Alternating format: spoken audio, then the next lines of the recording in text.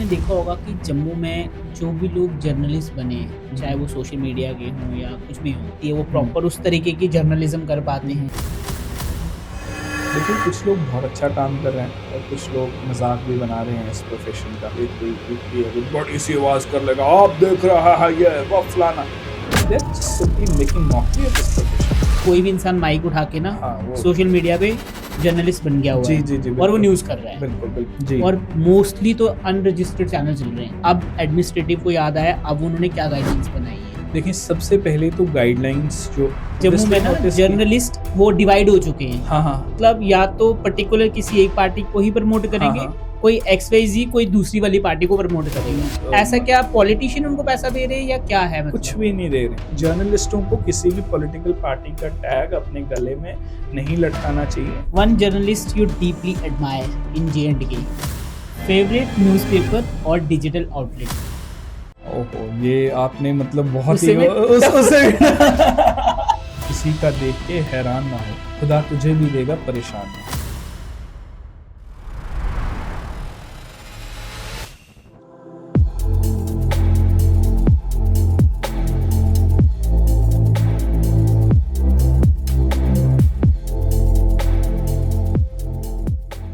Okay, so sir आपका बहुत-बहुत स्वागत है रॉ हिट टॉक्स में। थैंक यू, आपने थैंक यू। हमें टाइम दिया और हमें आपका बहुत भी अच्छा लगा।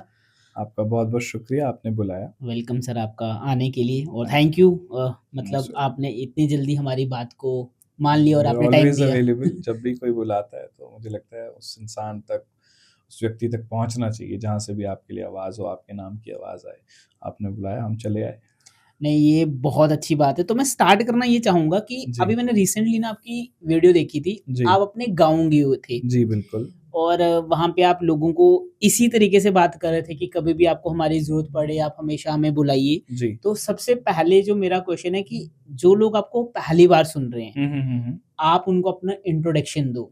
आपकी लाइफ़ कैसे स्टार्ट हुई? मतलब जी। बिगिनिंग से लेके टिल नाउ तक? ठीक है। जी, जी, मेरा नाम डॉक्टर ताहिर रफ़ाई है। मैं जी। ज़िला डोडा के प्राणू गाँव से आता हूँ। हुँ, मेरी 12वीं तक 12th स्टैंडर्ड तक जो स्कूलिंग है, वो अपने ही इलाके से हुई। हुँ, उसके बाद फ़र्दर स्टडीज़ के लिए अपनी डॉक्टरेट के प्रोग्राम के लिए मैं जम्मू में आया। यहाँ से हुँ, मेरा यूजी हुआ हुँ, और उसके बाद मैं बिज़नेस की दुनिया में हूँ। तो बचपन मेरा सारा अपने गाँव में ही गुज़रा है, प्राणू हुँ, में ही गुज़रा है। तो जिस तरीके से आपने कहा कि आप जब वहाँ पे गए, तो बहुत आप बोल रहे थे लोगों को कि आप कभी भी मुझसे मिल सकते हैं, हुँ, कभी भी मेरे को अप्रोच कर सकते हैं। तो रीज़न ये है कि एक मोहब्बत, एक हमदर्दी, एक दिली लगाव जो है वो अपने इलाके से है। हुँ, मैंने उस हर परेशानी को अपनी आँखों से देखा है, खुद फ़ेस किया है, जो आज भी शायद परेशानी बन के वहाँ के लोग जो हैं वो फ़ेस कर रहे हैं। हुँ, चाहे वो एजुकेशन में चैलेंजेज़ हों, चाहे स्कूलों में स्टाफ़ की कमी हो, चाहे हॉस्पिटल्स के इंफ्रास्ट्रक्चर की कमी हो, चाहे हॉस्पिटल्स में मेडिकल केयर की कमी हो। ये चीज़ें मैंने खुद एक्सपीरियंस की हैं, खुद अपनी आँखों से देखी हैं और उन्हीं लोगों से मैं आता हूँ। आज बेशक मेरे पास एक ज़िम्मेवारी बड़ी है, मैं एक नेशनल ऑर्गनाइज़ेशन को हेड करता हूँ, हुँ, जस्ट बिकॉज़ उन लोगों को ये एहसास दिलाने के लिए कि मेरी और उनकी दूरी ना कभी थी, ना कभी किसी मुकाम से, ना कभी किसी पोज़ीशन से वो दूरी आएगी कि जहाँ पे वो झिझकें मेरे को फ़ोन करने तक, मेरे पास पहुँचने तक। उनके लिए ये पैगाम, उनके लिए ये मैसेज मेरे दिल से था कि आप कभी भी मुझे अप्रोच कर सकते हैं, कभी भी आप मुझसे मिल सकते हैं और अपने इश्यूज़, अपने मसले जो हैं वो हमारे साथ डिस्कस कर सकते हैं। तो इन्हीं चीज़ों पे एक मुलाकात थी, मेरा मेडन विज़िट था अपने ज़िले का, तो बहुत लोगों ने प्यार दिया, जगह-जगह पे लोग असेंबल हुए, ढोल नगाड़ों के साथ उन्होंने मोहब्बत और प्यार और इज़्ज़त से बख्शा। तो बस यही कहना चाहूँगा कि मोहब्बत है अपने इलाके के लिए, अपने लोगों के लिए। ओके, बहुत बढ़िया। वो वीडियो देख के मुझे सच में अच्छा लगा कि जी, एक गाँव का लड़का उठ के जी। जब अपने गाँव का नाम रोशन करता जी, है, बिल्कुल। तो गाँव के लोगों का जो दिल से प्यार है ना, वो एग्ज़ैक्टली, दिखता वो है। अनमैचेबल है। देखिए, जो रूरल एरियाज़ में, जो देहातों में, गाँव में रहने वाली आबादी है, वहाँ पे आपको प्योरेस्ट फ़ॉर्म जैसी चीज़ों की तो मिलती ही है। जैसे हुँ, आप वहाँ की कोई सब्ज़ी ले लेंगे, कोई ऑर्गेनिक चीज़ ले लेंगे, वो प्योरेस्ट फ़ॉर्म तो आपको मिलेगी ही मिलेगी। हुँ। लेकिन वहाँ से जो मोहब्बत आपको मिलती है, वहाँ से जो प्यार आपको मिलता है, वो भी प्योरेस्ट फ़ॉर्म में मिलता है। तो हम बात कर रहे थे गाँव के जी, बारे जी। में, हाँ, ठीक है। हाँ। तो वही मैं बता रहा था कि जब मैंने आपकी वो वीडियो देखी और जी। मेरे को ऐसा फ़ील हुआ कि यार सर ने सच में ही जी। कुछ अच्छा काम करा है। या मैं देखता रहता हूँ जी, जी। आपका सोशल मीडिया पे, हाँ। You are doing very great work like जी। आप लोगों की हेल्प कर रहे हो, हर जी। दिन कहीं न कहीं विज़िट कर रहे हाँ, होते हो। हाँ। सो लोगों को अवेयर कर रहे हो, जी। हर एक सिलसिले के बारे जी। में बात कर रहे हो, जो भी प्रॉब्लम्स आ रही है, उन सब जी। चीज़ों के ऊपर बात करते जी, हो, बिल्कुल। Which is very good bill and proud feeling वाली बात भी होती है इस चीज़ कोशिश के लिए। करते हैं, मतलब लोगों के इश्यूज़ ही इतने सारे हैं, प्रॉब्लम्स हैं, छोटी-छोटी इश्यूज़ को लेके उनको दिक्कत आ रही है, तो अपने से बस कोशिश ये रहती है कि कैसे उनकी लाइफ़ में कंट्रीब्यूट किया जा सके, कैसे उनकी जो प्रॉब्लम्स है, उनका सॉल्यूशन फाइंड आउट किया जा सके, कैसे उनको ये होप दिलाई जा सके कि उनके साथ उनका भाई, उनका बेटा खड़ा है, उनको जहाँ पे भी प्रॉब्लम आएगी, जहाँ पे भी दिक्कत आएगी, मैं अवेलेबल हूँ, वो मुझे कभी भी पहुँच सकते हैं मेरे तक। जी। ओके, बहुत बढ़िया। अब मैं आता हूँ फैमिली के ऊपर। जी, जी, अब जी। जैसे कि हम दोनों के ना थोड़े से थॉट मैच हो रहे हैं, जी, जी, इस जी। क्योंकि आप भी सेम डिस्ट्रिक्ट से हो, मैं भी सेम डिस्ट्रिक्ट बिल्कुल, से हूँ। बिल्कुल, बिल्कुल। तो हमारे वहाँ पे ज़्यादातर जो हमारे पेरेंट्स लोग हैं, हुँ, हुँ। उनका माइंडसेट ऐसा होता है कि हमारा बेटा ना आईपीएस बने, हुँ, आईएएस बने, हुँ। पहले तो केएएस होता जो अब जेकेएएस हो हाँ गया जी, हुआ है, बिल्कुल, ठीक है? बिल्कुल, बिल्कुल। तो आपकी फैमिली वालों को नहीं था कुछ ऐसा बनने का? मैं बहुत लकी और मैं बहुत फॉर्च्यूनेट समझता हूँ इस चीज़ में अपने आप को कि मेरे पेरेंट्स का सपोर्ट जो है, हुँ, वो हमेशा मेरे साथ रहा है। उन्होंने देखें मेरी जो अपब्रिंगिंग है, जो मेरी पेरेंटिंग है, वो इस हुँ, तरीके से हुई है कि मेरे फादर ने, मेरी मदर ने मुझे हमेशा कभी मुझ पे हाथ नहीं उठाया होगा। हुँ, कभी मुझसे ज़ोर से बात नहीं की होगी। हमेशा उन्होंने मुझे कभी भी लाइफ़ में जब मैं कोई इश्यू फेस करता था, कोई मुझे डिसीज़न लेना होता था, वो हुँ, मुझे हमेशा उस बारे में समझाते थे। ओके, हमेशा उस बारे में बताते थे कि बेटा यहाँ पे ऐसा नहीं करना, ऐसा करना है। मतलब जो पेरेंट्स का रोल है अपने बच्चे को टाइम देने का, हुँ, वो भरपूर वक़्त उन्होंने मुझे दिया है। और जब मैं वहाँ पढ़ता था, मैं आपको बताऊँ, जब तक मैं 12वीं तक अपने इलाके में था, तो मेरे को कभी मेरे पेरेंट्स ने अलाउ नहीं किया कि मैं किसी दुकान पे 10 मिनट या 15 मिनट से ज़्यादा वक़्त बिताऊँ। बिकॉज़ वो चाहते थे कि भाई तेरा जो इस टाइम का जो इयर्स हैं, आपकी ये वाले साल हैं, ये आप पूरे फ़ोकस्ड होने चाहिए अपनी पढ़ाई को लेके। हुँ, आपको पढ़ना है और एजुकेशन एकमात्र साधन है, जो मैं आजकल हर बच्चे को बोलता हूँ, ज़रूरी नहीं आप आईएएस बने, ज़रूरी हुँ, नहीं आप आईपीएस बने, आप जेकेएएस बने, आप जेकेपीएस बने। आप ज़िंदगी में जो करना चाहते हैं, आप वो करें। आपकी लाइन कुछ भी हो सकती है। बस हर फ़ील्ड में आप एक्सीलेंस के साथ अच्छे तरीके से आप ज़िंदगी में आगे बढ़ें और आप चलें। तो वो पेरेंट्स ने हमेशा मुझे, मतलब 12वीं तक तो इस तरीके की अपब्रिंगिंग और नरिशिंग ऐसी की, ब्रेन की नरिशिंग, हुँ, जैसे खाना ज़रूरी है, वैसे दिमाग की एक न्यूट्रिशन भी ज़रूरी है। हुँ, वो खुराक, वो उस तरीके की दी। उसके बाद जब मैं कॉलेज लाइफ़ में आया, तो मेरे थोड़े बहुत स्किल्स, जो मेरे कोर स्किल्स थे, लाइक हुँ, मैं पढ़ाई तो मेडिकल की कर रहा था, हुँ, लेकिन मेरे कोर स्किल्स जो थे, वो थोड़े बहुत सामने आने लगे। हुँ, तो मेरे पेरेंट्स ने मुझे कभी रोका नहीं। हुँ, उन्होंने हमेशा ये कहा कि भाई आप अपना डिग्री का काम खत्म करो, बाकी जो आपको अच्छा लगता है, हुँ, जहाँ आपको जाना है, आप वहाँ जा सकते हैं। और फॉर्च्यूनेटली कभी ये प्रेशर नहीं डाला कि सिविल सर्विसेज़ वाला प्रेशर या आप कोई सरकारी नौकरी का प्रेशर ले लीजिए, वो ना मेरे दिमाग में कभी था। मतलब ऐसा नहीं है कि I am here by chance, I am here by choice. Okay, मतलब मैं उन लोगों में से हूँ, मैं हुँ, अपने दोस्तों को, सभी लोगों को बोलता हूँ कि भाई मैं चाहता तो मैं कोई भी सरकारी नौकरी कर सकता था, उतना हुँ, शऊर, उतना मेरा आईक्यू, उतना मेरा मेंटल सेटअप स्ट्रॉन्ग था। हुँ, बट मैंने वो सारे ऑप्शंस को साइड रखा और हुँ, अपनी ज़िंदगी में एक मुश्किल रास्ता चुना, चैलेंजेस वाला रास्ता चुना, जिसमें स्ट्रेस भी है, एंग्ज़ायटी भी है, जिसमें प्रेशर्स भी हैं। अब मेरी उम्र इस टाइम पे, मैं 29 का हो जाऊँगा हुँ, नवंबर 9 को, हुँ, तो हुँ, कुछ दिनों बाद में। तो ओके, ऊपर वाले ने, बेशक मेरी जर्नी 18 साल से स्ट्रगल है, लेकिन ऊपर वाले ने उस चीज़ पे भी, मतलब मुझे बहुत खुशी होती है। शायद मैं जो इस उम्र में कर रहा हूँ, हुँ, शायद ही कोई और व्यक्ति पूरी स्टेट में हो, जिसका रिसेप्शन ऐसा हो, जिसका वेलकम ऐसा हो, जिसको प्यार इस तरीके से मिल रहा हो और बिल्कुल, जिसका कोई बैकग्राउंड नहीं है सियासत का। हुँ, जिसका कोई बैकग्राउंड नहीं है, मैं किसी बहुत बड़े घर, किसी बहुत बड़े खानदान से नहीं आता हूँ, मैं हुँ, साधारण से एक आम वर्ग के परिवार से आता हूँ। हुँ, लेकिन मेरी बात की सुनवाई भी होती है, लोगों के इश्यूज़ भी मेरे से हल होते हैं। और ऊपर वाले का शुक्र है कि जिस बिज़नेस में मैं शुरू में स्टार्ट किया था, हुँ, शुरू में जब मैं बिज़नेस में उतरा था, आप यकीन मानें कि मैं कॉलेज में, मेरे जो बैचमेट्स थे, मेरे जूनियर्स और मेरे सीनियर्स मुझसे बहुत ज़्यादा प्यार करते थे। अच्छा, बहुत ज़्यादा प्यार करते हुँ, थे, मतलब बहुत मोहब्बत से वो नवाज़ते थे। हुँ, लेकिन मेरी बैच के बहुत सारे ऐसे भी बच्चे हुआ करते थे जो बोलते, यार ये क्या करता है? हुँ, ये क्या करता है? अगर ये इतना बिज़नेसमैन बनता है, क्योंकि ये मैं कॉलेज के उन बच्चों को बताना चाहता हूँ जो परेशान हो जाते हैं, जो बहुत बार ये बोलते हैं, यार हम कर रहे हैं लेकिन हमारा तो मज़ाक उड़ाया जाता है। तो हुँ, एक बार मैं गया, बोलते हैं यार अगर ये इतना कुछ करता है, इसके पास गाड़ी क्यों नहीं है? हुँ, तो मैं आपको यकीन बताऊँ कि जब मैं 19 साल का हुआ, हुँ, 19 साल से लेके आज 29 साल, हुँ, 10 साल का जो ये अंतराल है, जी, तब से लेके मेरे जिस्म पे लगी हुई हर चीज़, मेरी चलने वाली गाड़ी, मेरे दफ्तर, मेरे लोग, मेरा सब कुछ मैंने अपने दम पे किया है। तो आज मेरे पास सब चीज़ें हैं, जो इंसान को अच्छी ज़िंदगी जीने के लिए चाहिए होता है, वो मेरे पास सब कुछ है, ऊपर वाले का शुक्र है, मैं लोगों की मदद कर पाता हूँ। लेकिन शुरू में जो मज़ाक था, जो नॉन सीरियस लगता था, यार क्या ही कर लेगा, आज वही लोग देखते हैं कि वो कहीं मिलते हैं तो बहुत शर्माते हैं कि हम इससे मिलें कैसे, हम किस तरीके से जाएँ, बात कैसे इनिशिएट करें।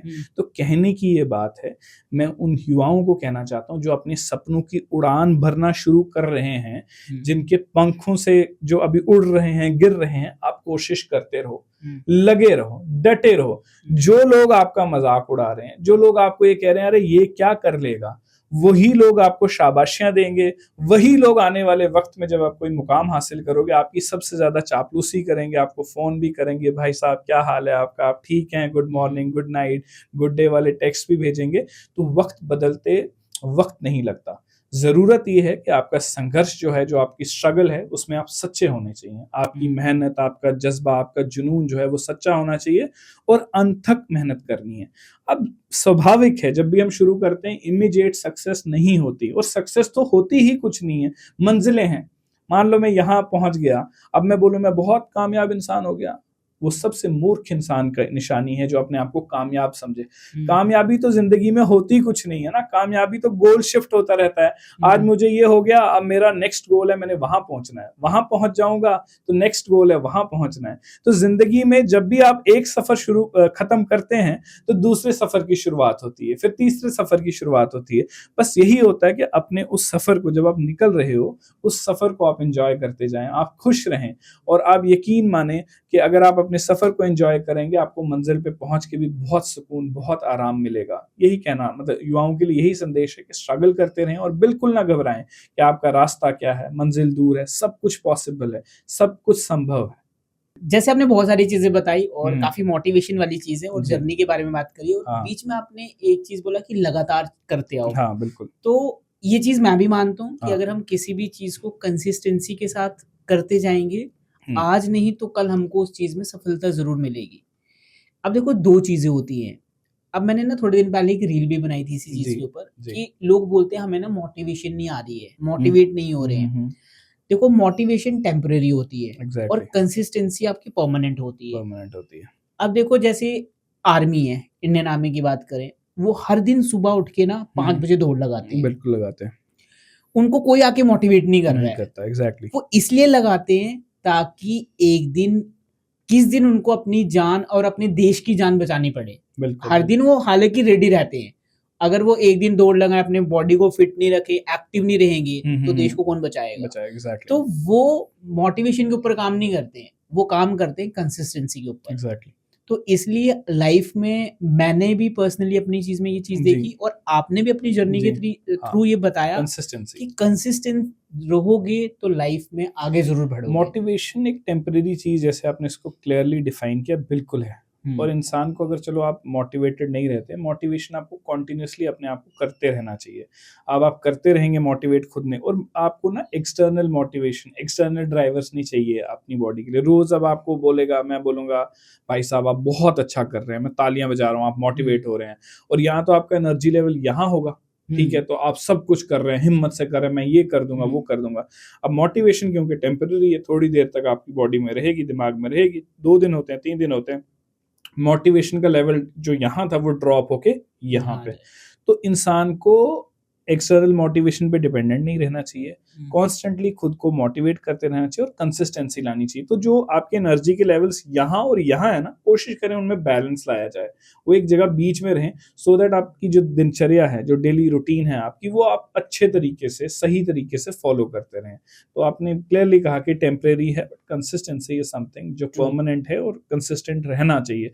एक ही गोल है। आप देखते हैं कभी कभी बहुत सारे ऑर्डिनरी लोग हम देखते हैं, ओ भाई ये लड़का तो बहुत ऑर्डिनरी था, इसने सिविल सर्विसेज का एग्जाम क्वालिफाई कर दिया, अरे ये लड़का तो बहुत नॉर्मल था पढ़ने में, ऐसा क्या कर लिया उसने?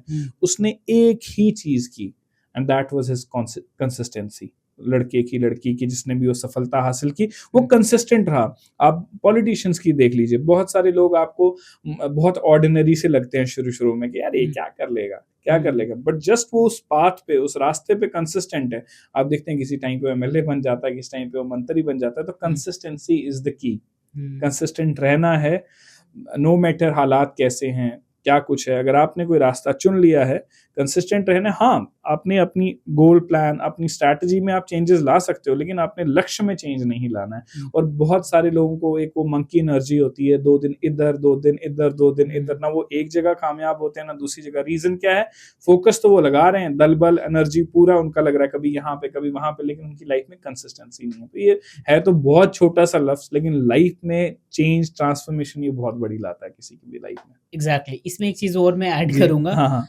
जब हम कांस्टेंट काम करते हैं ना, कंसिस्टेंसी में वर्क करते हैं, वो जो प्रोसेस होता है ना, वो थोड़ा बोरिंग होता है। एग्जैक्टली होता है, अब बिल्कुल देखो, होता है। बोरिंग से हर कोई दूर भागता है। बिल्कुल बिल्कुल बिल्कुल। जैसे आपने वो आईएएस वाले लड़के की एग्जांपल दी, अब वो सेम टास्क को रिपीट कर रहा था, हर रिपीट दिन कर रहा बैठ है, के हाँ, पढ़ रहा है, exactly. रिसर्च कर रहा है, सेम प्रोसेस को रिपीट रिपीट रिपीट कर रहा है। बिल्कुल बिल्कुल। लेकिन हर कोई इंसान क्यों नहीं कर पाता है? क्योंकि उसको बोरिंग चीजें पसंद नहीं है। पसंद नहीं है, एग्जैक्टली। उसको हर दिन एक अलग चीज चाहिए, लेकिन उसका लक्ष्य जो है ना, वो सेम है। उसको कि यार मेरे को, मान के चलो, मेरे को $1 बिलियन की कंपनी बनानी है, या जो भी करना है उसको, जी जी जी। तो $1 बिलियन के लिए जो स्टेप्स हैं, वो तो उसको रखने पड़ेंगे ना। हर दिन उसको exactly. उठना पड़ेगा, जाना बिल्कुल, पड़ेगा, एक उसके डिफाइंड स्टेप्स हैं, वो चलने ही चलने हैं। उसको अगर आप बाईपास करोगे, सक्सेस का कोई सब्स्टिट्यूट तो है ही नहीं ना। आपको जो मेहनत करनी है वो करनी ही करनी है।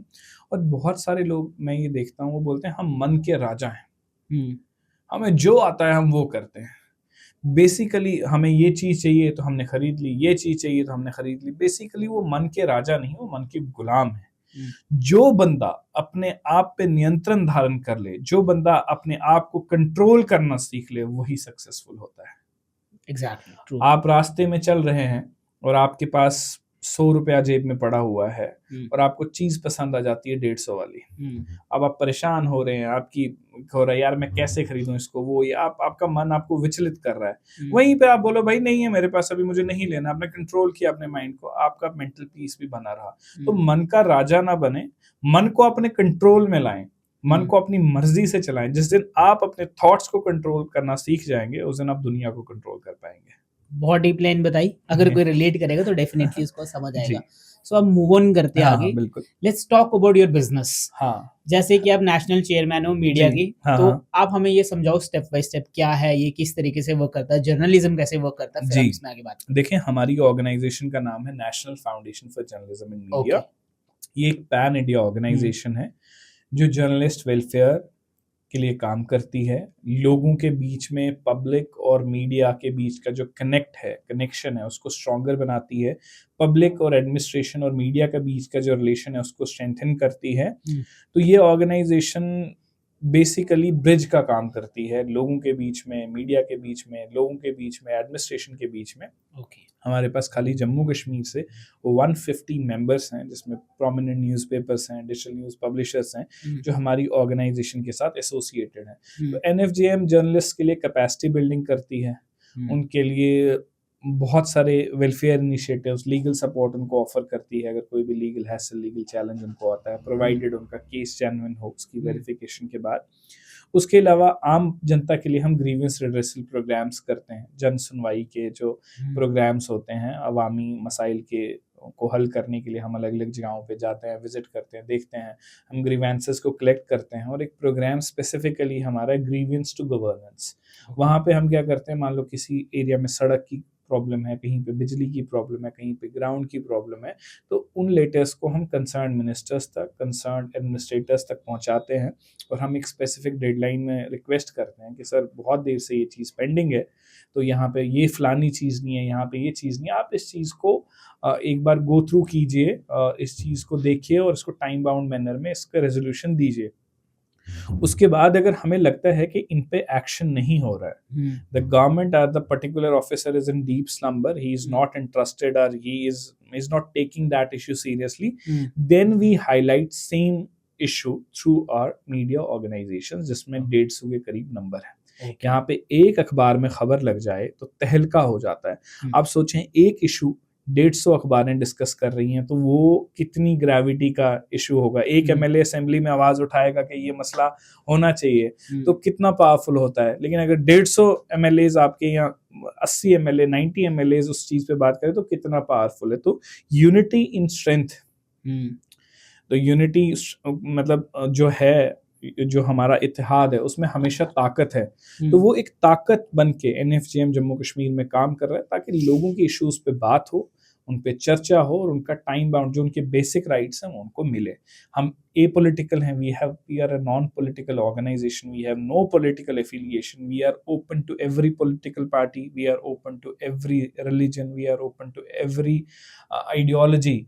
जो भी देश की तरक्की के लिए, जो भी देश के बेहतरी के लिए आगे आना चाहते हैं, हम उन लोगों के लिए अवेलेबल हैं। तो हम बिला लिहाज मजहब व मिल्लत, ना किसी रिलीजियस रंग में है, ना कोई सियासी रंग में है, हम लोगों के लिए अप्रोचेबल हैं। लोगों के काम करने के लिए हमारी ऑर्गेनाइजेशन जो है वो डे एंड नाइट काम कर रही है, और हमारी डिफरेंट टीम्स हैं जो अलग अलग इश्यूज पे देखती हैं।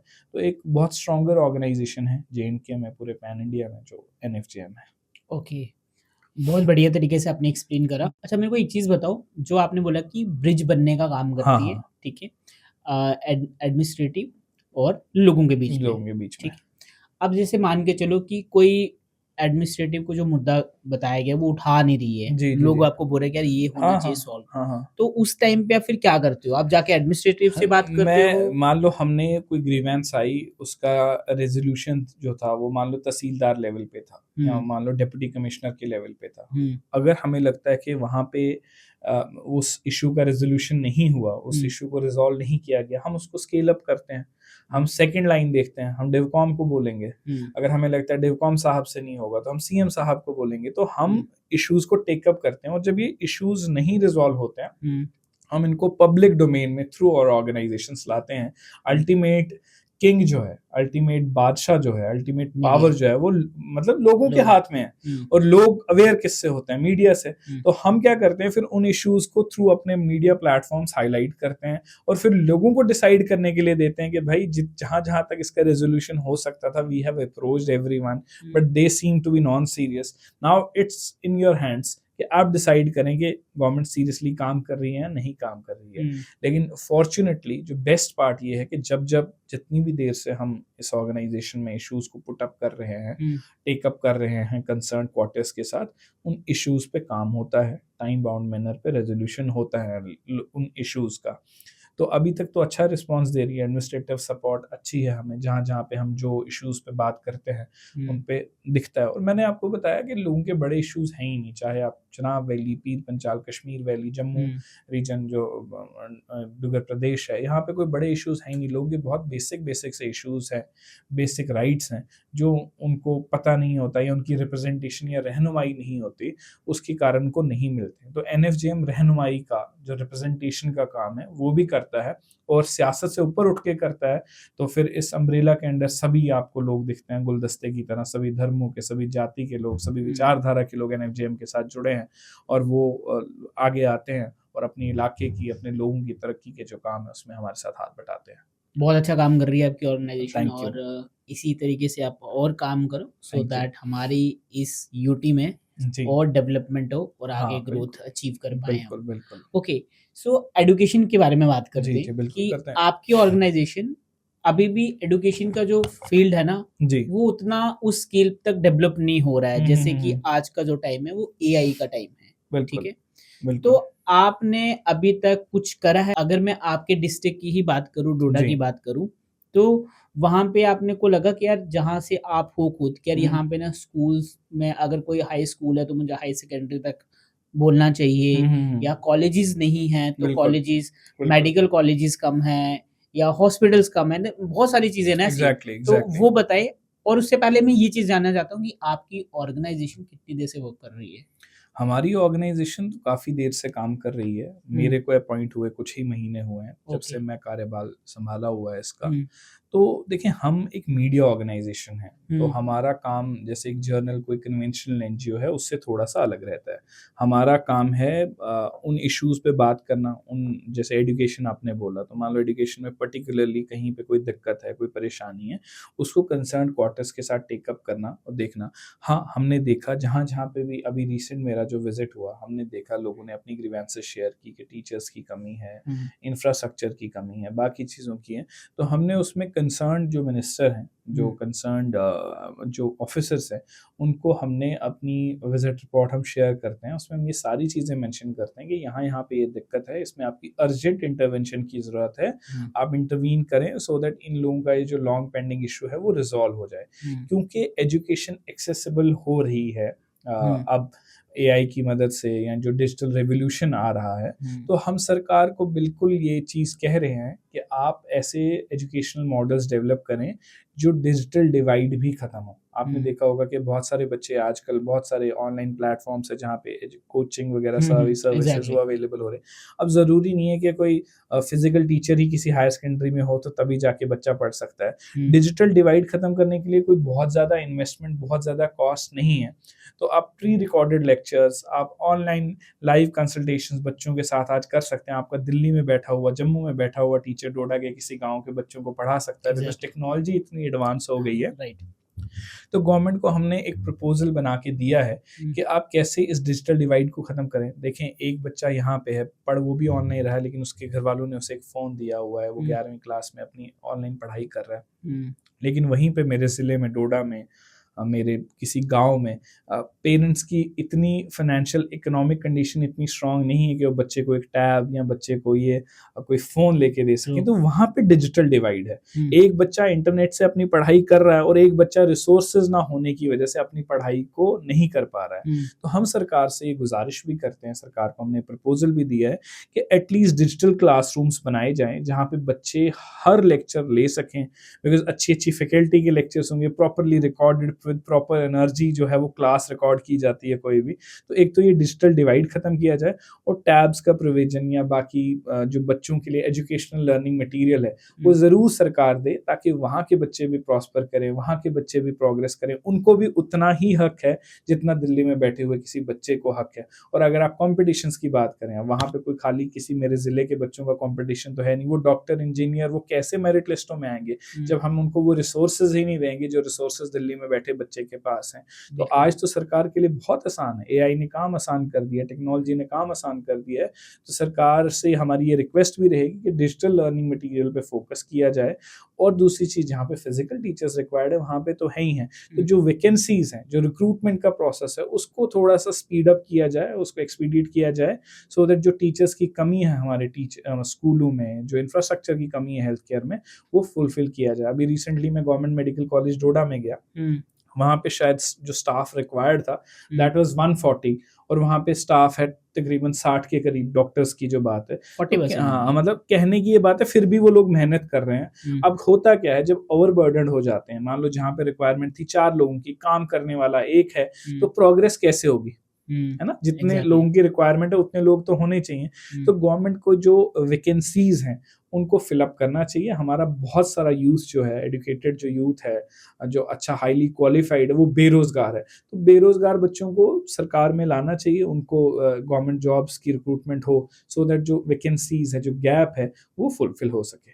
बहुत बढ़िया। जी। ओके, सो मीडिया के बारे में बात करते हैं। जी, पहले मीडिया थी प्रिंट, जी, डिजिटल, जी। Then AI. जी, जी, व्हाट जी। इज़ द मेन डिफरेंस जो आपने देखा हो अपने उसमें? देखिए, पहले मीडिया प्राइमरीली जो लोगों तक एक्सेसिबल थी दैट वाज़ प्रिंट ओनली ना, हुँ, मतलब अखबार आता था, आपको जी। अखबार का वेट रहता था और हुँ, अखबार में आपके इश्यूज़ आते थे, देन उस पे बात होती थी कि यार इस अखबार में ये छपा है, हमारी ये खबर आई है। हुँ, और जो खबर देते थे या जो इलाके के लोग होते उनको इंतज़ार होता था कि कब, मान लो डोडा की बात करें, जम्मू से गाड़ी निकलेगी, उड़ान या उज़्मा हमारे पास आएगी और हम हुँ, अखबार में पढ़ेंगे। तो लोग बहुत एक्साइटेड होते थे कि हमारा इस अखबार में खबर हुँ, आया, तो एक बहुत वेट और बहुत एक पावर रखती थी वो चीज़। हुँ, बट फिर देन कंप्लीट शिफ्ट हुआ प्रिंट से डिजिटल की तरफ। तो डिजिटल में अब क्या है कि हर जगह जो है मतलब इंटरनेट की वजह से रियल टाइम न्यूज़ डिसेमिनेशन हो रही है। यहाँ पे कोई इशू हुआ आपको 5 या 10 मिनट में जम्मू में बैठे पता चल जाएगा, दिल्ली में बैठे पता चल जाएगा। तो कहने की ये बात है कि डिजिटल शिफ्ट आनी नहीं है, डिजिटल शिफ्ट आ चुकी है, बट ये है कि अच्छी चीज़ भी है और न्यूसेंस भी है। कुछ लोग इसको गलत तरीके से इस्तेमाल करते हैं, जैसे अभी सरकार ने इनिशिएटिव लिया है, they are verifying the credentials कि कौन एक्चुअल जर्नलिस्ट है और कौन नहीं है। तो कुछ लोग ऐसे हैं कि भाई वो मीडिया वाले बन के किसी ऑफिसर को हरास कर रहे हैं, किसी फैमिली को हरास कर रहे हैं, तो वो एक चेक एंड बैलेंस की ज़रूरत है। बाकी अच्छा काम भी हो रहा है, लोगों के इशूज़ प्रोजेक्ट हो रहे हैं, लोगों के इशूज़ पे बात हो रही है और एडमिनिस्ट्रेटिव सीरियसनेस भी बढ़ी हुई है। मान लो आज अगर कोई ऑफिसर दफ्तर 12 बजे पहुंचता था, आज वो 10 बजे ही जाता है अपने टाइम पे। उसको लगता है यार कोई बंदा लाइव ना कर दे, कोई बंदा वीडियो ना दिखा दे कि भाई ये दफ्तर अभी तक बंद क्यों है। तो इम्प्रूवमेंट्स भी आए, बायोमेट्रिक भी हो गया, अटेंडेंस इंप्रूव हुई है, बहुत सारी चीजें बेहतर होती जा रही हैं।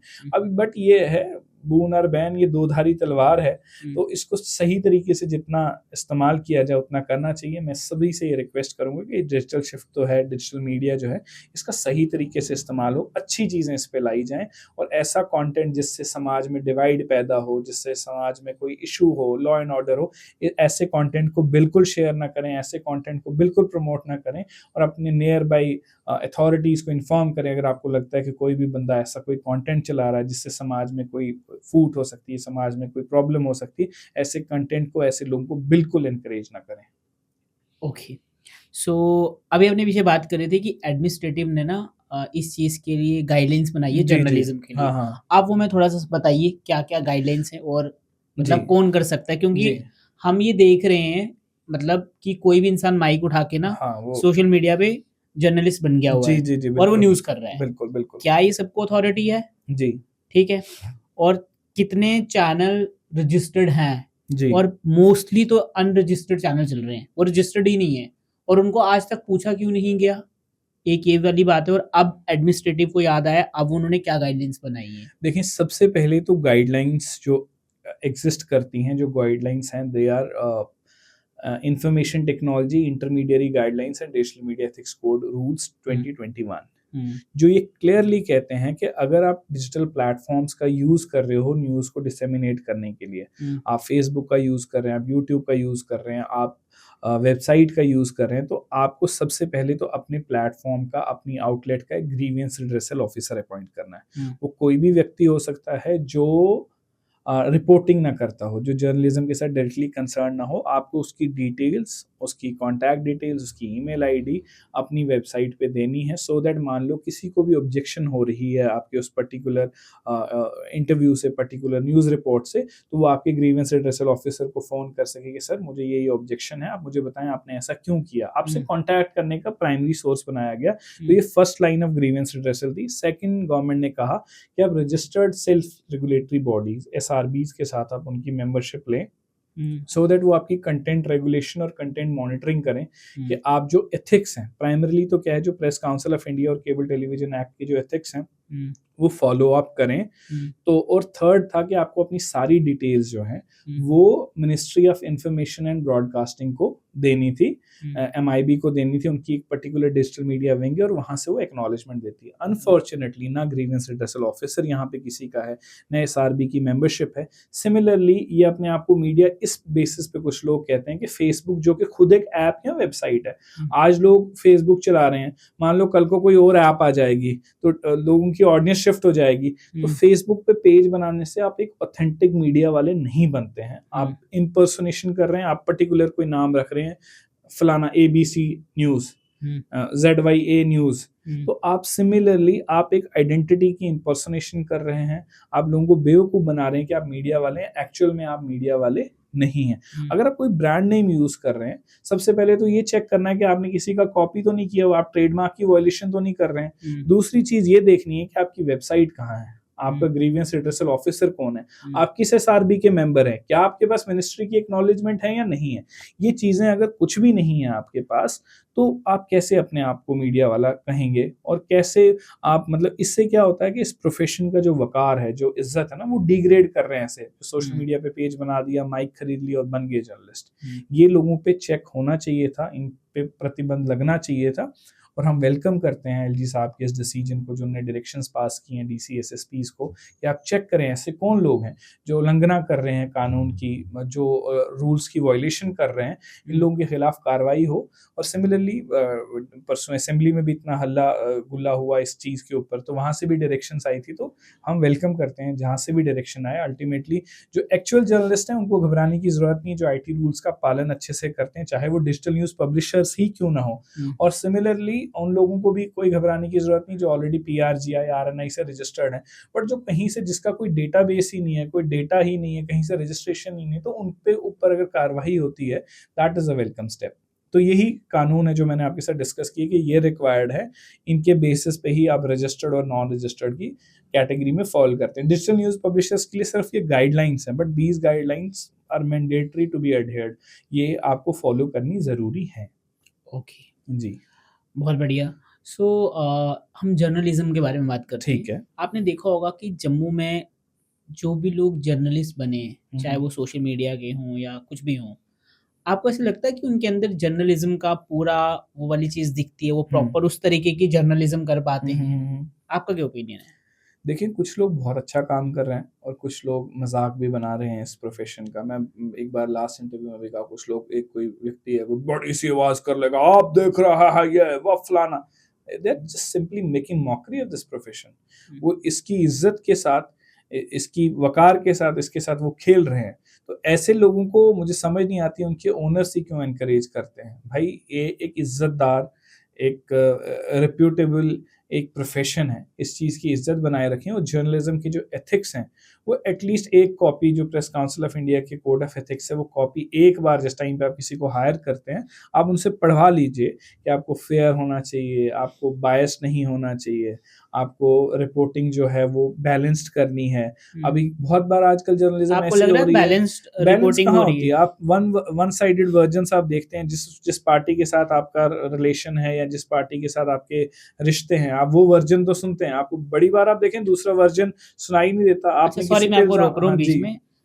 मतलब आपने ये चीज़ नोटिस करी होगी कि जम्मू ऑब्वियसली में ना नोटिस की। जर्नलिस्ट ना वो डिवाइड हो चुके हैं हाँ, हाँ। कि वो मतलब या तो पर्टिकुलर किसी एक पार्टी को ही प्रमोट हाँ, करेंगे, हाँ। कोई एक्सवाईज़ी कोई दूसरी वाली पार्टी को प्रमोट करेगा। ये बहुत ऐसा क्या पॉलिटिशियन उनको पैसा दे रहे हैं या क्या है कुछ मतलब? भी नहीं दे रहे हैं जनाब, चाय का कप पिला रहे हैं। अगर पैसा दे रहे होते फिर भी कोई बात थी, चाय के कप पे पार्टी विचारधारा हो गई है, ये तो उनको फ़ायदा अनफॉर्चुनेट है। क्या हो रहा है? फ़ायदा कुछ नहीं हो रहा है, कुछ भी कोई फ़ायदा नहीं हो रहा है, वो चाय का कप ही है और भाई ये तो मेरा तुझे गले मैं लगाऊँ, वो बोलता है मैं गले लगाऊँ। तो जर्नलिज्म का मतलब तो जर्नलिस्टों ये है को ही नहीं है। किसी भी पॉलिटिकल पार्टी के गुणगान नहीं गाने चाहिए, वो सबके साथ मिलने चाहिए। जितनी वो कवरेज एनसी को दे रहे हैं, उतनी ही कवरेज उनको बीजेपी को देनी चाहिए। जितनी वो बीजेपी को दे रहे हैं, उतनी ही कवरेज उनको पीडीपी को देनी चाहिए। जितनी कवरेज वो पीडीपी को दे रहे हैं, उतनी ही कवरेज उनको किसी और कांग्रेस को देनी चाहिए। तो जर्नलिस्टों को किसी भी पॉलिटिकल पार्टी का टैग अपने गले में नहीं लटकाना चाहिए।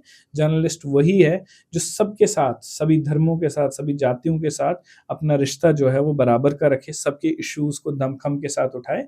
जर्नलिस्ट बहुत इंपॉर्टेंट पोजीशन है ना। आप क्यों लेबल हो जाएंगे कि मैं पर्टिकुलर, मैं इंटरव्यू कर रहा हूँ तो मैं फलाने के साथ ही करूँ, आपके साथ ना करूँ, उसके साथ नहीं करूँ, उसके साथ करूँ। जर्नलिस्ट को सबके साथ सुनना चाहिए, सबकी सुनवाई करनी चाहिए। देखिए, मेजॉरिटी यहाँ पे अच्छा काम कर रहे हैं, थोड़ी बहुत न्यूसेंस है, बट आप एक चीज़ देखेंगे, हम इस प्रोफेशन में काफ़ी, मतलब तकरीबन 7-8 सालों का मेरा तजर्बा है। ये शोरगुल जो है ये थोड़ी देर का होता है, ये 3-4 महीने में ठंडे हो जाते हैं ऐसे लोग, और 3-4 महीने बाद ये आपको जर्नलिज्म की फील्ड में नहीं दिखने को मिलेंगे, लेकिन दिखते हैं आपको। लेकिन जो अच्छे लोग हैं वो सालों से काम करते आ रहे हैं और वो करते जा रहे हैं। बाकी यही है कि जर्नलिस्ट को, मुझे लगता है, ये पॉलिटिकल होना चाहिए, उसको कोई भी सियासी रंग में ढलने की ज़रूरत नहीं है। ओके। अच्छा, आपको ऐसा लगता है कि जर्नलिज्म ऐसा भी हो गया क्योंकि उनको डर लगता है सच बोलने से, हमेशा वो सच बात नहीं बताते हैं। ऐसा फ़ील करा आपने? मुझे लगता है कि जितना माहौल एक क्रिएट किया जाता है कि डर का माहौल है, वैसा कुछ है नहीं। मतलब सच बोलना चाहिए आपको। लेकिन आपको लग रहा है कि हर सच बोल जर्नलिस्ट जो जर्नलिस्ट बना वो सच बोल रहा है? सच बोलने के लिए आप ये एक्सक्यूज दें कि भाई ये है वो है, नहीं बोलना चाहिए। प्रोवाइडेड जो आपको सच लग रहा है, जरूरी नहीं है वो सच हो। मतलब बड़े बार लोग मुझे लगते हैं कि भाई मैं बहुत सच्चा हूँ। भाई आपके बोलने से आप सच्चे नहीं हो जाएंगे ना, आपके इश्यूज, आपकी बातें जो है वो सच्ची होनी चाहिए। तो सिमिलर मैं यही कहूंगा कि इतना कोई नहीं है। और मैं यही गवर्नमेंट्स को भी यही रिक्वेस्ट करूंगा कि आपको जर्नलिस्टों को एनकरेज करना चाहिए, उनको फेयर और फेयर फ्री एनवायरनमेंट देना चाहिए ताकि वो खुल के काम कर सकें, उनको डर ना हो किसी इश्यूज को उठाते। और मुझे लगता है खुल के कर रहे हैं जर्नलिस्ट यहाँ पे काम, और उनको अच्छा सपोर्ट जो है वो मिल रहा है, ऐसी कोई दिक्कत आ नहीं रही है। और जहाँ पे उनको दिक्कत आती है उसी के लिए एनएफजे आपको लीगल सपोर्ट हम एक्सटेंड करते हैं। आपको लगता है कि भाई मैंने ये स्टोरी की, जेन्युइन इशू था, सही बात मैंने की, लेकिन फिर भी मुझे तंग किया जा रहा, तो आप हमारे पास आए। हमारे पास एक रोबस्ट लीगल टीम है जो आपको सपोर्ट करने के लिए अवेलेबल है। ये कानून तो कॉन्स्टिट्यूशन पे ही चलता है ना, तो संविधान है यहाँ पे, हम रूल ऑफ लॉ है हमारी कंट्री में, खूबसूरत मुल्क में हम रहते हैं, हिंदुस्तान जैसा गुलदस्ता जहाँ पे सभी लोग हैं। तो यहाँ पे अब दमखम से अपनी आवाज़ रखें, अपनी बात रखें। ट्रू। ओके, सो आपने देखा होगा बहुत सारे जर्नलिस्ट विदाउट डिग्री जर्नलिज्म कर रहे हैं। जी। क्यों? आप जम्मू की बात क्यों कर रहे हैं? आप पूरे मैं हिंदुस्तान में देखें। नहीं, मैं नहीं, आपने वो नहीं बोला, मतलब जैसे हमारी कॉन्टेक्स्ट जम्मू का था, मतलब पूरे इंडिया में भी आप देखें, क्वालिफिकेशन प्राइमरी क्राइटेरिया भी किसी भी लॉ में नहीं है। ये मैं क्लैरिटी करना चाहूँ लोगों के, मतलब कि बट विदाउट डिग्री के तुम विदाउट, कैसे कर सकते देखिए हो जैसे जर्नलिज्म? डॉक्टर्स के लिए डिग्री रखी हुई है कि आप हाँ। पर्टिकुलर, आप एमबीबीएस हैं, आप एमडी हैं, आप एमएस हैं, आप बीएमएस हैं, आप कोई और रेलिवेंट क्वालिफिकेशन है। अनफॉर्चुनेटली अभी तक ऐसा लॉ कोई एग्जिस्ट नहीं करता है। ओके। तो इसीलिए उनको रोकना मतलब ऐसा पॉसिबल नहीं है। बड़े बड़े सीनियर जर्नलिस्ट हैं जिनकी डिग्री नहीं है, और बहुत सारे डिग्री वाले बच्चे जो हैं वो इस प्रोफेशन, डिग्री करके भी इस प्रोफेशन में नहीं है। तो रेलिवेंट एक्सपीरियंस जो इंपॉर्टेंट चीज है जर्नलिज्म के लिए, जो सहाफत करने के लिए, that is code of ethics का फॉलो करना, और वो कोड ऑफ एथिक्स फॉलो करनी चाहिए हर जर्नलिस्ट को। तो लेकिन ठीक है, अगर गवर्नमेंट ऐसा कोई स्टेप लाती है, कोई रिक्विजिट क्वालिफिकेशन रखती है, कोई पॉलिसी बनती है, कोई लॉ एक्ट ऐसा बनता है, अब ऐसा नहीं कोई मनमानी से कोई डीएम बोले भाई डिग्री ले आओ मेरे को फ्री करना, कोई चलो बंदा डिग्री नहीं तो कोई कोर्स ही हो कोर्स करना ही चाहिए। मैं बोलता हूँ गवर्नमेंट को ही ऐसे कैपेसिटी बिल्डिंग वर्कशॉप्स, कोर्सेज करवाने चाहिए जहाँ पे जर्नलिस्ट को सिखाया जाए। आप बड़े बड़े एडिटर्स देखें न्यूज चैनल्स के, उनकी रेलिवेंट क्वालिफिकेशन नहीं है, they don't have degrees in but journalism. उनका वो प्रिटेंड नहीं होता ना। यहाँ पे आप देखिए ना, जो आपको Yeah. जर्नलिज्म कर रहे हैं, आपको लगता है कि उनके कम्युनिकेशन स्किल या उस तरीके से बहुत बात वो बहुत बड़ी सही उसी है। से डिग्रेडेशन तो सर उसी से हो रही है ना। वही उनके तो point। कम्युनिकेशन स्किल्स, उनकी प्रेजेंटेशन, उनकी आपकी बाकी जो चीजें, ऑर्गेनाइजेशन वो इसमें क्या रोल प्ले कर उसमें रही है? कैपेसिटी बिल्डिंग, मैंने आपको स्टार्टिंग में कहा, कैपेसिटी बिल्डिंग में ये सब इंक्लूडेड है। कैपेसिटी बिल्डिंग में ये इंक्लूडेड है कि कैसे हम इनको बेटर प्रेजेंटेशन कैसे हो, क्वेश्चनियर कैसे प्रिपेयर किया जाए, क्वेश्चंस पूछा कैसे जाए, क्वेश्चंस करते समय आपका स्टांस कैसा होना चाहिए, आपकी बॉडी लैंग्वेज कैसी होनी चाहिए, ये सारी चीजें हमारी ऑर्गेनाइजेशन ट्रेन करने की कोशिश कर रही है। वहीं पे जो नॉन सीरियस लोग हैं, जो जर्नलिज्म को जस्ट एज ए हरास करने के लिए, ब्लैकमेल करने के लिए काम कर रहे हैं, उनको वीड आउट करने के काम में सरकार के साथ पूरे तरीके से एनएफजेएम खड़ी है। हम चाहते हैं कि ऐसे जो ब्लैक शीप्स हैं उनको बेनकाब किया जाए, उनके खिलाफ इंक्वायरीज हों, और उनको इस प्रोफेशन, इस पाक प्रोफेशन से दूर रखा जाए। रही बात जो देखिए यहाँ पे जर्नलिज्म में है कौन, मेजॉरिटी बहुत नॉर्मल एजुकेशनल बैकग्राउंड से आने वाले लोग हैं। मतलब जो बेचारा आज के, मुझे बहुत अजीब लग रहा है बोलते हुए, लेकिन आजकल देखते हैं जो नए लोग आते हैं, बेचारा जिसको कुछ नहीं करने को, वो बोलता है मैं जर्नलिज्म में चला जाऊँ। तो जब अच्छे लोग यहाँ पे आएंगे, अच्छे लोग एनकरेज होंगे, और जो लोग नहीं भी कर पा रहे उनकी हम कैपेसिटी बिल्ड करेंगे। गवर्नमेंट को भी कंटिन्यूस वर्कशॉप्स करनी चाहिए, गवर्नमेंट को भी इन रूल्स की अवेयरनेस करनी चाहिए। अनफॉर्चुनेटली जब हम बड़े अधिकारियों से बात करते हैं, उनको आईटी रूल्स ही पता नहीं है। मतलब बहुत बार बोलते हैं कि भाई आईटी रूल्स हैं, आप आईटी रूल्स के अंडर ग्रीवेंस रिड्रेसल आप एमआईबी को लिखिए कि ये पोर्टल ऐसे कर रहा है या ये वायलेट कर रहा है रूल्स को, तो उनको पता नहीं है। तो एक मैं रिक्वेस्ट करना चाहूँगा कि वर्कशॉप्स लगाई जाए जहाँ पे IT rules, grievance redressal mechanism के बारे में ज़्यादा से ज़्यादा अवेयरनेस दी जाए। हर डिस्ट्रिक्ट लेवल पे डीआईओज के साथ, डीआईओज की तरफ से वर्कशॉप्स हों, सो दैट लोगों की अवेयरनेस का लेवल बढ़े और लोग लॉ अबाइडिंग खुद ही बन जाए। अभी मेजॉरिटी लोगों को तो पता ही नहीं है कि पोर्टल्स के लिए कानून क्या है, डिजिटल वेब प्लेटफॉर्म्स के लिए क्या नॉर्म्स हैं, क्या लॉज हैं, पता ही नहीं है। तो उनकी अवेयरनेस बढ़ानी है। बाकी हाँ, जो इस प्रोफेशन में रह के गलत कर रहा है, सरकार उसके खिलाफ जो भी एक्शन लेती है, सभी लोगों को उसको वेलकम करना चाहिए उसको। और अभी ये जो ड्राइव इन्होंने की है वेरिफिकेशन की, डेटाबेस मेंटेनेंस की, विजिलेंस की, ये वेलकम स्टेप है। इसके लिए जितना अप्रिशिएट किया जाए उतना कम है। बहुत बढ़िया तरीके से आपने एक्सप्लेन करा। आई होप ऑडियंस को ये सब चीजें क्लियर होंगी। अब हम ना कुछ रैपिड फायर के बारे खेलते हैं थोड़ा सा आपके साथ, ठीक है? आपको वन वर्ड में ही उसका आंसर देना है। आई ट्राई कि मैं कुछ अच्छे क्वेश्चन पूछ पाऊँ आपसे, ठीक है? One journalist you deeply admire in J&K। मतलब बहुत मुश्किल सवाल है मेरे सभी के साथ। यार इतना इजी सवाल है। बहुत अच्छे रिश्ते हैं, सभी लोग बहुत अच्छा काम कर रहे हैं। मैं एक किसी का नाम लूंगा, नाइंसाफी होगी, सभी बहुत ज्यादा प्यार बट करते यू हैं हैव मेरे टू साथ। से नहीं, ओनली बहुत, वन। ये मेरे लिए धर्म संकट में आपने डाला है। बहुत अच्छा लेट्स बहुत लेट्स टॉक अबाउट ओनली 5%। 5 बता दो, अब तो नहीं, इजी कर दिया। सभी अच्छा काम कर रहे हैं। देखिए मेरे साथ यहाँ का ऐसा कोई व्यक्ति नहीं होगा जो एसोसिएटेड नहीं होगा, ओके सभी बहुत ज्यादा प्यार करते हैं, सभी बहुत अच्छा काम कर रहे हैं, except those who are creating nuisance, लेकिन बाकी सब बहुत अच्छा काम कर रहे हैं। ओके ओके ठीक है, सो नेक्स्ट स्किप कर देते हैं इसको। फेवरेट न्यूज़पेपर और डिजिटल आउटलेट? ओहो, ये आपने मतलब बहुत ही उससे भी उससे नहीं ये यार।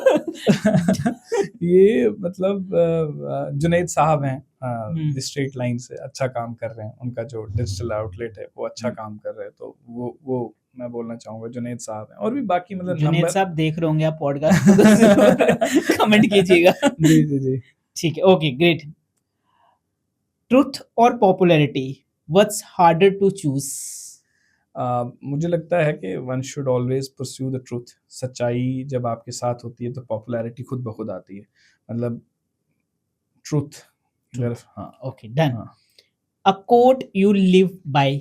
किसी का देख के हैरान ना हो, किसी का देख के हैरान ना हो, खुदा तुझे भी देगा परेशान ना हो। मेरी बेसिक फिलॉसफी, आई एम इन क्या बात नो है, competition with anyone, literally. Correct. मतलब फ्रॉम डे वन जब से मैंने होस्ट संभाला होगा, कि मैंने कभी मेरी लाइफ में, अगर आप मुझे पूछो कि आपका कंपटीशन कौन है, मैं बोलूंगा कोई नहीं भाई, मेरा कंपटीशन मैं हूँ। नहीं हूँ। और मैं कभी भी परेशान नहीं होता यार उसके पास ये है उसके पास वो है, कोई फर्क ही नहीं पड़ता मेरे को। मैं बोलता हूँ भाई मेरे पास जो है मैं उसमें खुश हूँ, और मेरे को अगर कुछ करना है तो अपने आप को इम्प्रूव करना है, खुद मुझे उस मंजिल तक पहुंचाना है।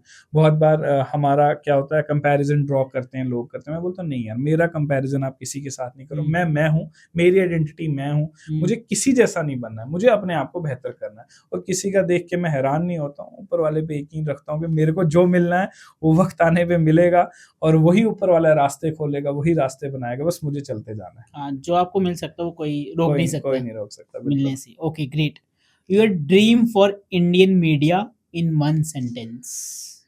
Dream, credibility, honesty and connection with public on ground zero.